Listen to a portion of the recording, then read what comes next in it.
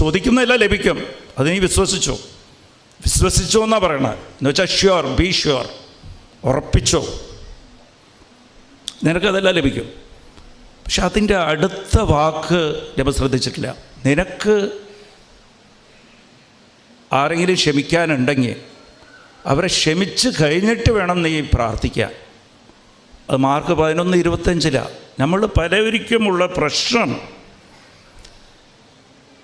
നമുക്ക് അത് മൈൻഡ് ചെയ്യില്ല. അയാൾ വന്നെപ്പോഴെങ്കിലും വരട്ടെ, ഞാൻ മനസ്സുകൊണ്ട് ക്ഷമിച്ചിട്ടുണ്ടല്ലോ. അങ്ങനെയൊന്നും ക്ഷമിക്കാൻ പറ്റിയൊന്നുമില്ല. ക്ഷമിക്കണമെന്ന് വെച്ചാൽ ഹൃദയത്തിലിരുന്ന് ക്ഷമ ഉണ്ടാകണം. അയാൾക്ക് മനസ്സിലാകണം നിങ്ങൾ ക്ഷമിച്ചിട്ടുണ്ടെന്ന്. അപ്പോൾ ഇത് കണ്ടീഷനാണ്. അതുകൊണ്ടാണ് മത്തായി 5:23-24 ഈശോ പറയണ